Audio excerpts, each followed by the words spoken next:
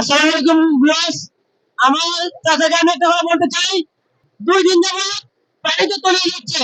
Thank you very much for giving us a great explain for the situation. এই গুরুত্বপূর্ণ সময়ে আপনার কিছু বলার জন্য আপনাকে অনেক অনেক ধন্যবাদ।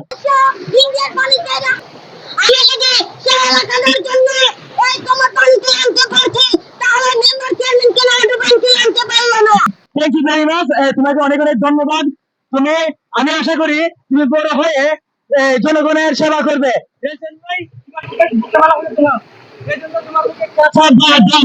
আমি ঠিক করছি তো? ওকে, ধন্যবাদ ধন্যবাদ তোমাকে।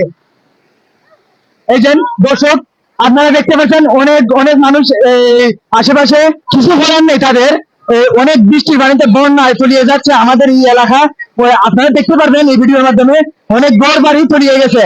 এখন এইখানে আমি দুজনকে জিজ্ঞেস করবো, এই যে এত সব বৃষ্টির পানি, বন্যার পানি, বন্যায় রূপান্তর নিয়েছে, আমাদের গ্রাম তো কোনো ডুবে নাই, কিন্তু আজকে আমাদের গ্রাম পানির তোলে।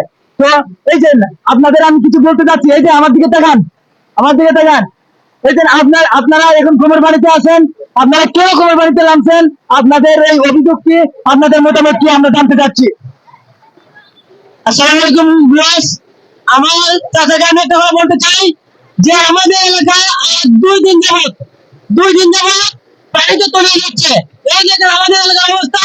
এখানে কিন্তু কতটুকু পানি দেখতে পাচ্ছেন যে এই শেখ হাসিনা স্বৈরাচারী খুনি হাসিনা সরকার ইন্ডিয়া বসে বসে মিডিয়াকে হুকুম করছে যে বাংলাদেশকে ক্ষতি করার জন্য।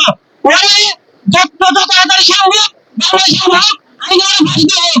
কারণ দেখতে পাচ্ছেন যে আমাদের এলাকায় আমি ছোট থেকে এত বড় হয়েছি, কখনো এরকম পানি দেখি নাই, কখনো এরকম এত প্রবল বেগে পানি দেখি নাই। এই দেখতেছেন কি কি তুলে পানি যাচ্ছে, কৃষকের ধান, কৃষকের কষ্টের ফসল নষ্ট হয়ে যাচ্ছে, অনেক ফসল নষ্ট হয়েছে এই স্বৈরাচারী হাসিনার জন্য।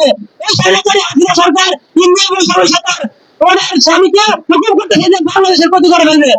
তাই তাই ওকে যত তাড়াতাড়ি সম্ভব ওকে হাসিনা যতদিন বেঁচে থাকবে ততদিন দেশের ক্ষতি করে যাবে। আমার আরেকটা প্রশ্ন ছিল। ধন্যবাদ। Thank you very much for giving us a great explain for the situation. এই গুরুত্বপূর্ণ সময়ে আপনার কিছু বলার জন্য আপনাকে অনেক অনেক ধন্যবাদ। এখন এই যে এলাকায় অবশ্যই চেয়ারম্যান আছে এবং নিকটবর্তী গ্রামে মেম্বারও আছে, এখনো তারা আসে নাই, কিছু বলে নাই এবং দেখেও যায় নাই। তো সে সম্পর্কে কিছু বলার জন্য অনুরোধ করব।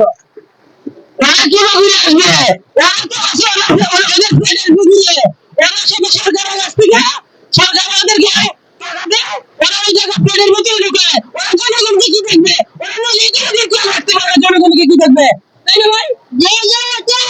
এখন আসেন শুধু না, আমাদের পার্শ্ববর্তী এলাকা সবগুলো দেখাবো আপনাদেরকে। আমি এখন আপনাদেরকে ঘুরে ঘুরে সব দেখাচ্ছি।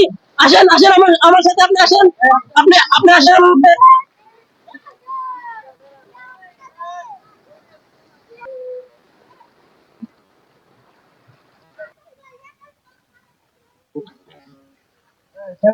তো বন্ধুগণ, আপনারা দেখেন, এই যে দেখেন এই জায়গায় আমার জন্মের পর থেকে কখনো পানি আসেনি।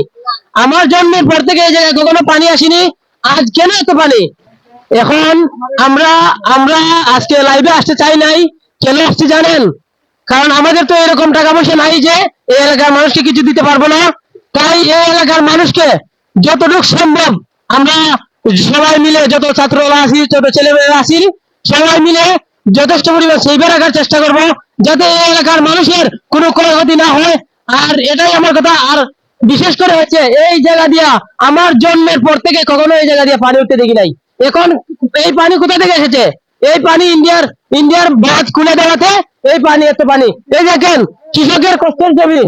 আমার অনুরোধ হচ্ছে গিয়ে যত তাড়াতাড়ি সম্ভব তত তাড়াতাড়ি ইন্ডিয়ার বেড়ি বদ্ধ করা হোক, ইন্ডিয়ার বাঁধ বদ্ধ করা হোক, নাহলে আমাদের বাংলাদেশে অনেক বড় ক্ষতি হয়ে যাচ্ছে।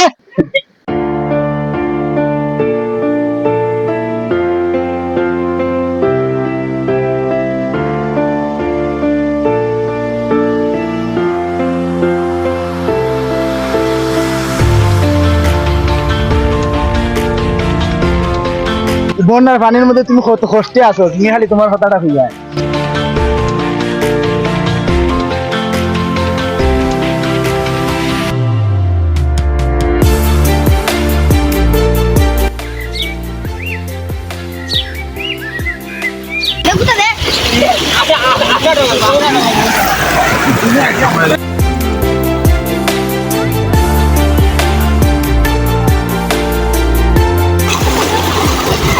এখন হইনি বেটা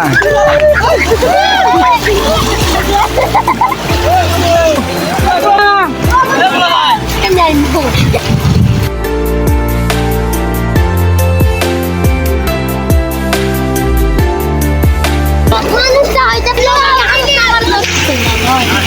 যা, চালু চালু